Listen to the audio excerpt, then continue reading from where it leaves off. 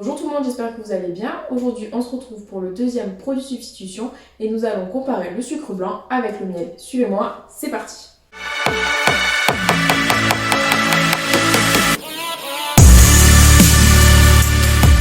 Le sucre est produit à partir de la canne à sucre ou encore de la betterave sucrière.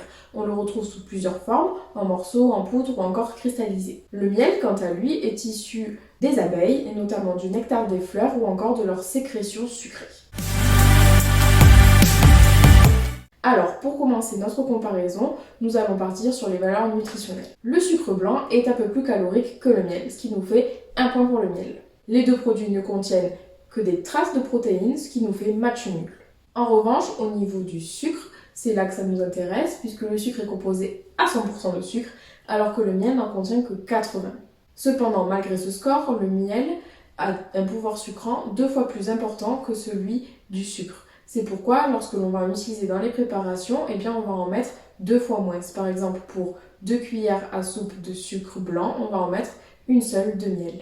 Si on regarde maintenant l'index glycémique, l'index glycémique est plus simple pour le miel que pour le sucre. De plus, le sucre, qui est essentiellement composé de saccharose, est difficilement assimilable par notre organisme, alors que le miel va l'être beaucoup plus, puisque les abeilles, au moment de la production, vont venir incorporer une substance, qui est une enzyme, qui va venir dissocier le saccharose en glucose et fructose, ce qui rend son assimilation beaucoup plus facile.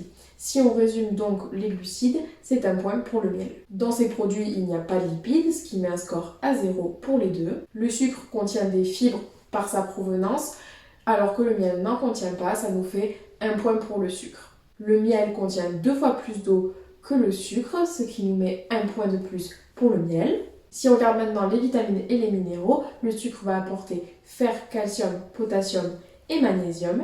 Le miel, quant à lui, va apporter fer, calcium, potassium, magnésium, mais également des vitamines A, C et B9. Dans les deux cas, les apports sont négligeables par rapport aux recommandations que l'on a pour nous.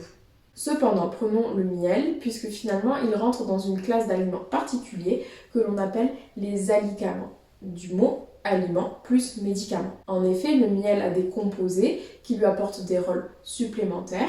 On va les citer ici, si vous ne retenez pas les noms, c'est pas grave, mais vous allez voir que les rôles que cela confère au miel sont extrêmement intéressants. En effet, l'acide formique donne un rôle antiseptique, l'inhibine un rôle bactériostatique et la défensine donne un rôle dans le système immunitaire, ce qui rend le miel un précieux antibiotique. Il a également un rôle d'antioxydant par la présence de certaines vitamines, mais également par la présence des flavonoïdes.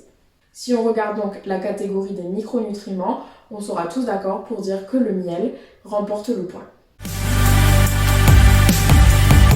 Au niveau organoleptique maintenant, le sucre a différents rôles. C'est un exhausteur de goût, un colorant, un agent de fermentation ou encore un agent de texture, et il permet également d'être utilisé dans la décoration par exemple de gâteaux ou autres. Le miel, quant à lui, a son goût, sa viscosité, sa texture qui vont être variables selon la plante qui sera à l'origine du miel. Si on prend l'exemple du miel d'acacia, il va avoir une couleur claire, il va être liquide et avoir un goût relativement léger, alors que si on compare à du miel de châtaigne, qui sera lui brun roux et qui aura un goût extrêmement prononcé.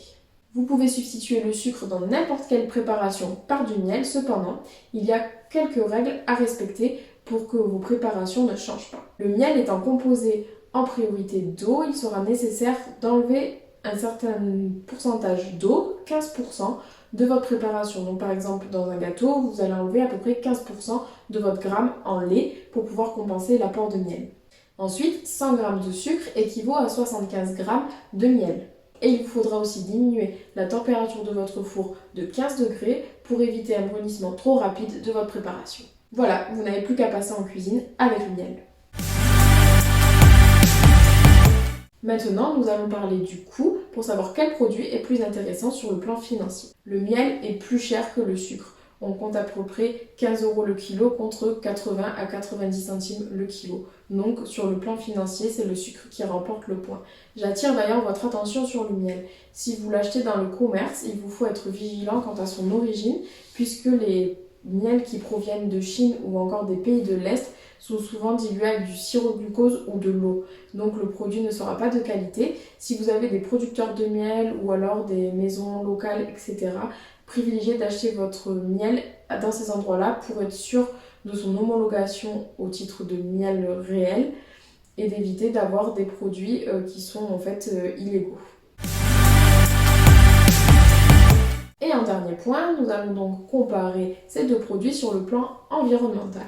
Alors la culture du sucre entraîne une érosion des sols par la forte irrigation qui est faite pour venir en fait produire les betteraves sucrières ou alors la canne à sucre. En effet, ces plantes demandent beaucoup d'eau.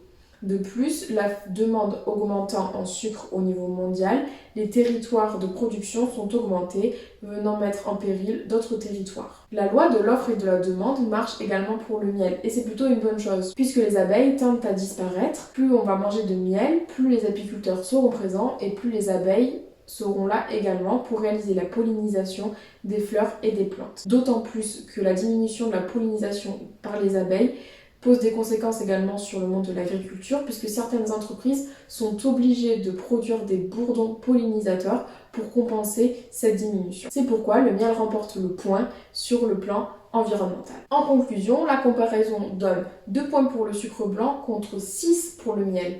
Alors, attention cependant, il est meilleur dans sa globalité et notamment pour la santé. Cependant, ce produit reste un produit sucré, donc il faut tout de même limiter sa consommation. Et voilà pour le deuxième épisode de Produits Substitution. N'hésitez pas à me dire en commentaire ce que vous aimeriez voir comparer et si cette vidéo vous a plu. N'hésitez pas non plus à vous abonner, à activer la cloche pour être au courant des prochaines vidéos. Et moi je vous dis à bientôt. Bye bye.